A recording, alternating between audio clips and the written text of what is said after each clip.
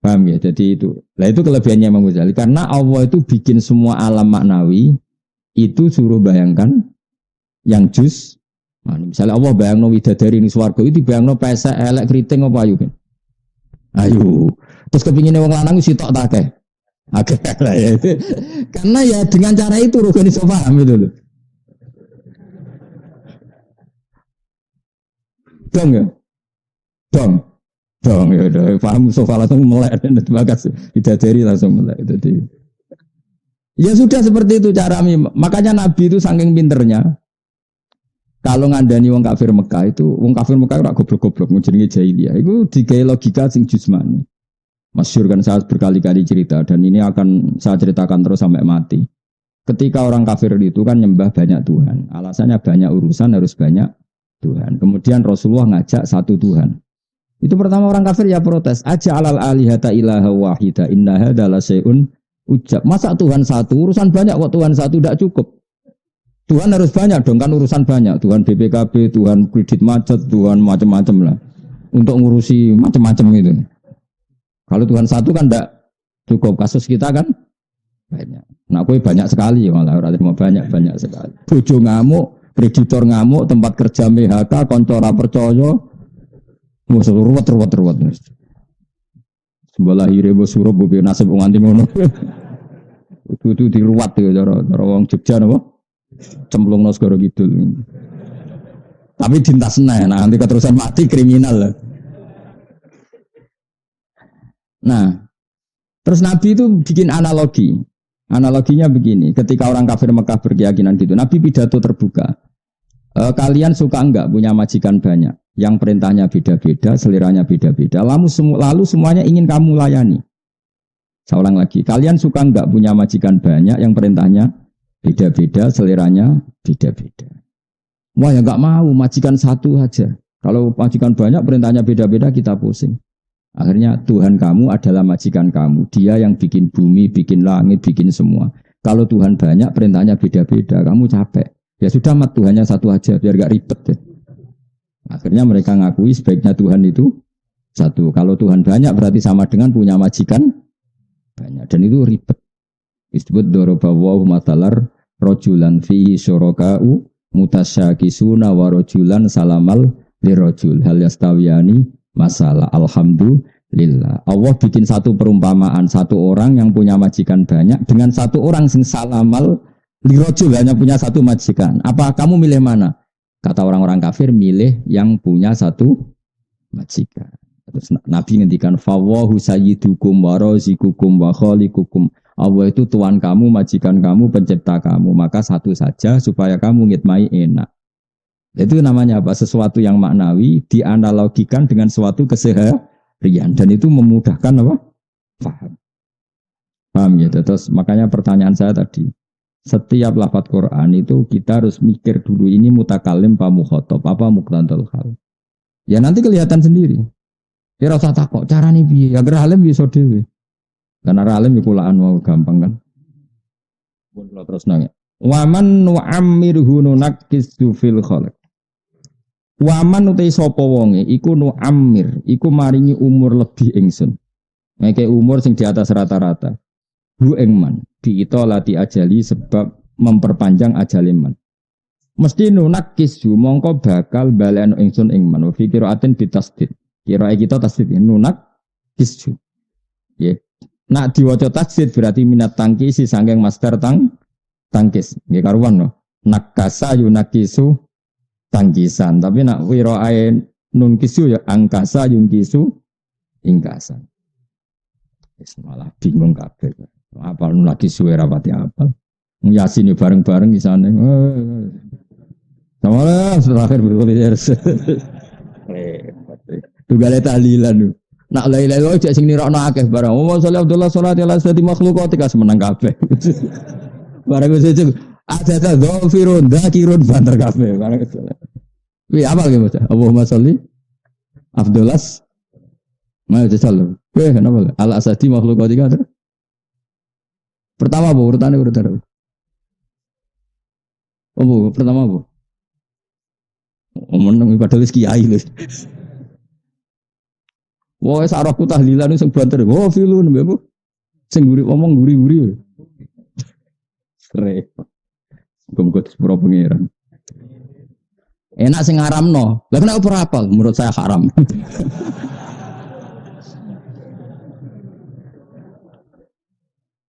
Politik wis ora ono sing bener. Ya sing bener ya akeh tapi akeh sing ora bener.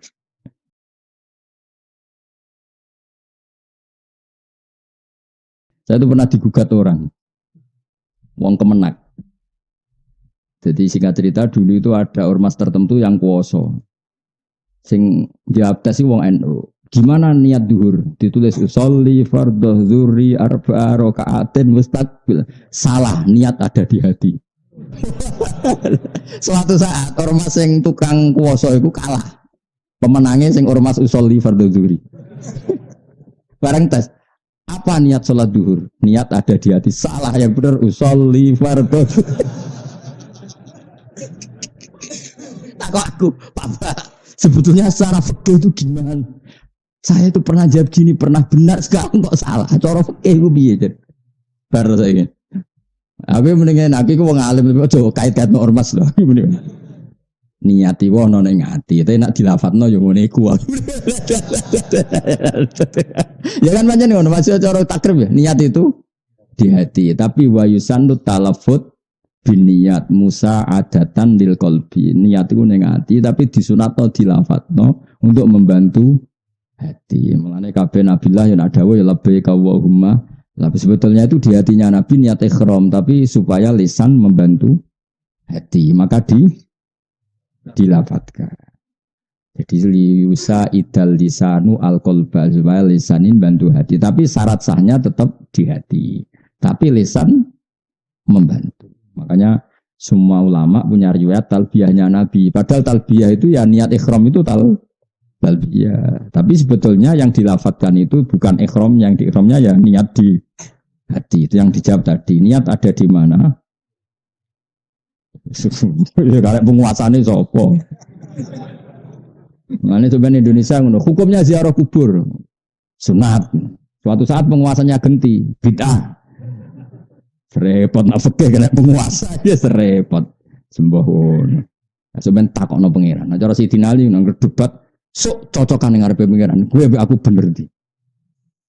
Cara aku lah yang ngono nak wani khilaf iku bayangno ketemu pangeran. Lah jare Sidina Ali, ana awwalu man yajsu baina yaday rahmanil khusuma. Aku pertama ketemu pangeran iki tak takono, bener kula napa bener musuh kula. Ngono hati-hati di tukaran Sidina Ali. Dene nantangi ngono. Jadi kalau aku pertama ketemu pangeran tak takono, Gusti bener kula napa Mustofa. Jadi gak tertarik Sidina Ali swarga sik ra tertarik. Aku ini bener dia mbek musuhku iki. Wis dikonfirmasi sik. Qasobanu hadani khosmani ikhtasamu fi rabbi. Semua manusia nanti berdebat. Pertama ketemu pangeran itu orang nuntut haknya. Jadi sing dimiskinkan karena dibodohi wong. Pertama ketemu pangeran ini, Gusti niku sing nate bangkrutno kula. Itu gimana Gusti? Tekakno sing bangkrutno kowe. Terus nanti keapian dikakno kowe, keelekan dikakno dene. Mulane aja geman dolim nyoro, dolim nyoro. Mulane nek didolimi wong kula seneng, muga-muga ngirkakno hisabku. Padahal kula wis ganjaran kula wis kathah ditambahi dhekne. Lah sing repot nek sing dolimi kula ora ndek keapian, waduh. Dijupuk apane seklotoan. Mulane kula niku pengen didolimi wong saleh, ben ana kaapiane sing balik ning aku. Didolimi wong sing wis ora duwe kaapian bar. Terus mbok jupuk iku apane apa? Ya lu peluange ya mau elekmu dikakno ndekne apa? Tapi karepku kan yo ora ngono, maksudnya ana surplus ngono ndekne lah dhewe. Repot. Ya eleng-eleng ya. Jadi nanti pertama wong ketemu pangeran niku perdebatan mereka niku fitdam satu masalah darah itu nomor satu. Masyhur itu. Jadi nanti pertama ketemu pangeran qatil itu di enteng-enteng maktul. Jadi orang yang terbunuh secara zalim nopo gandeng sama qatil. Hadza alladzi qatalani ini Gusti sing mateni kula secara zulman. Nah kaya kowe misale mus, kowe bangkrut asli apa dibodohi wong? Asli. Nah asli ora iso nuntut asli. Tapi nak dibangkrut wong, ya Allah hadzal ladzi afqarani, ini yang bikin saya fikir. Jebule sing pikir bojomu. Kene bojo engkek ngetekno donya terus piye le menuntut piye? Mosok hadhi ya wa allati afqaradni mosok. Wah ya repot nang. Mulane nak sing pemenang nak sing mikirno anakmu buling terus tuku sepeda motor, dolaran mobil bangkrut terus piye? Ora usah ngono sepuro wae. Wal yafu wal yas fahu ala tuhibuna ayaghfira wa lakum. Cara kula wis ngoten wis. Didolimi wong padha Islamis di sepuro mawon ribet. Napa? Ribet, ribet. Kalau lah rencananya ngono, ribet terus sepuro, tapi ini akhirat aja. Mau cocokan dengan ngarepe pangeran Gus.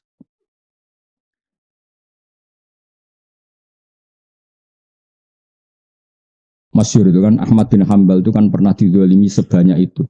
Itu beliau pas pada kapundhut isyadu annaman dolamani fi affin illa man ahdasa fil islami bid'ah. Saksikan semua yang mendolimi saya saat peristiwa pembuian itu, pembuian dibui, itu semuanya saya halalkan kecuali orang yang mengadakan bid'ah dalam Islam. Tapi maknanya bid'ah ya bias, nggak debat meneh.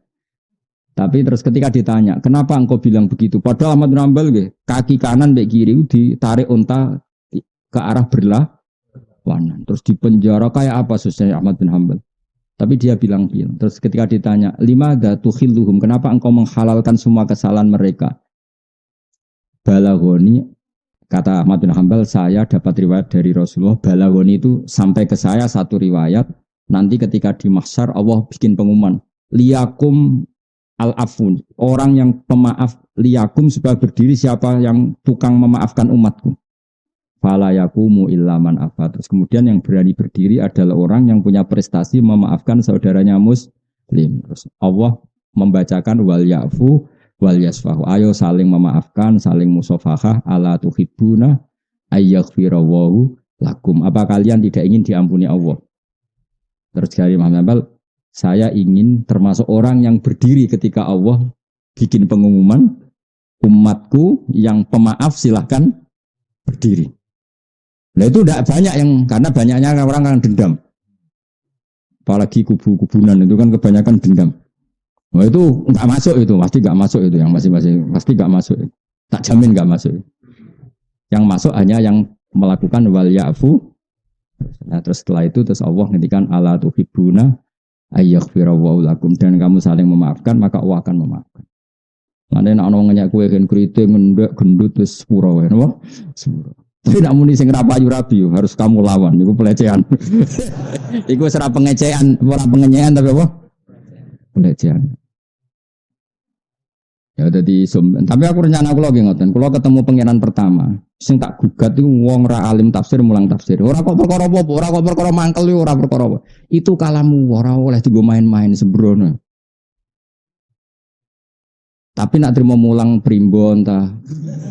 Pesolatan, pokoknya sing pokok. Karena kalau Quran tuh boyong regani. Untuk gelar doktor dan profesor ilmu dunia, wae butuh sekolah, diuji profesor, ono apa munakosa ada. Mosok nggak memahami kalam, untuk memahami kalam manusia saja orang serepot itu apa? Ini untuk memahami kalam waduh sembarangan. Tak protes ini. Muka-muka pangeran ya ora nyepuro, tapi kok sesuai nyepuro ora apa-apa, tapi sementing wis kasil protes apa. Cinta kon jotos ora malaikat rugen iki jotos. Sembrono. Kowe sing ngaji 10 tahun ora buka pengajian tafsir ora tau ngaji kok. Dadi sing tak kon ya ini. Kowe sing ngaji luwih 10 tahun luwih. 14 tahun. Kowe sing ngaji 14 tahun ora buka apa? Pengajian kok ora tau ngaji. Ya. Tapi kalau hanya ngutip ayat sing mujma' alaih maknanya boleh. Tapi kalau pengajian umum secara tafsir itu dibutuhkan kriteria. Dulu itu lama itu bukan omongan saya, itu dawuh Nabi man fassarul Qur'ana bi ra'yihi falyatabwa maqadahu minan. Orang mentafsirkan Quran dengan pendapatnya maka silahkan masuk neraka. Lalu kalau orang itu tidak belajar Quran hadis, enggak belajar riwayat, mau pakai alat apa kalau enggak pendapatnya sendiri? Iya betul.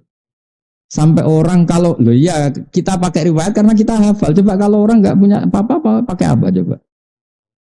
Masih menurut saya kan? Lah menurut saya bahasa Arabnya biro'i itu, paham ya? Kok angel temen rang kok ya?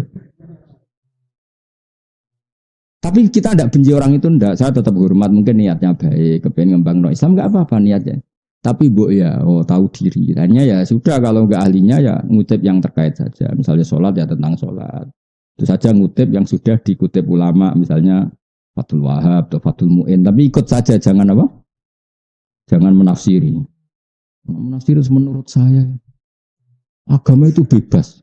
Karena Allah ngendikan la ikraha fiddin. Nggak ada paksaan dalam agama. Karena agama bebas. Ya goblok le dul. Wong terusane ayat ngene la ikraha fiddin qad tabayyana rusdu minal agama itu tidak ada paksaan. Mergo barang bener mek salah itu jelas. Jadi gak perlu kamu maksa orang 1 tambah 1 2 angger wong waras umuni. 2. Jadi maknane la ikraha itu karena barang itu wis karuan. Misalnya baju saya ini apa? Putih kan? Perlu enggak saya maksa orang lain supaya mengatakan putih? Enggak perlu karena orang waras pasti bilang. Jadi maksudnya la ikraha itu karena begitu jelasnya kebenaran sehingga tidak butuh pemaksaan. Orang kok malah bebas iku ora bocah kok goblok. Paham ya? Wong terusane ayat itu qad tabayyana rusdu. Jadi untuk mengatakan peci saya ini hitam itu butuh maksa apa butuh waras? Paham ya? Untuk mengatakan baju saya ini putih butuh maksa apa butuh waras? Maka saya tidak perlu maksa orang untuk mengatakan baju saya ini putih, mergo qad tabayyana rusdu minal ghayy.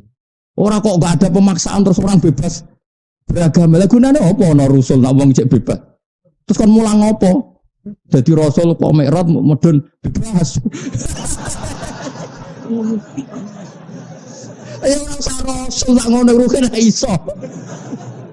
Dilakoki entuk apa kan kok lagi to? Bebas. Carane kawin piye? Bebas. Carane kaji piye? Bebas. Cak ora karu-karuan. Bingung ngadepi kowe bareng wis roe banget. Lah yo nak ngaji sing gak tau wong mufasir kok apale la ikrah fiddin terus wakaf. Bare, boyo diterusno teng isin sing apal-apal Quran iki. Terusane apal ya la ikrah fiddin qad tabayyana rusdu minal qad tabayyana banget jelas e. Qad iku banget sesungguhnya cara bahasa Indonesia itu sak temene. Sungguh sangat jelas mana yang benar, mana yang salah. Berhubung begitu tidak perlu Jadi kira perlu maksud agama, darah ini geli panas, nah orang tak bacok. Lah rasa mbok paksa darah ini panas le Pak, pakai aneh-aneh, maksud geni tak aneh anyep. Udah kok aneh-aneh. Yo ngapal Quran sen ada di mufasir. Nara mufasir ya mulang primbon mau atau mulang sholat. Atau ringkasan mau.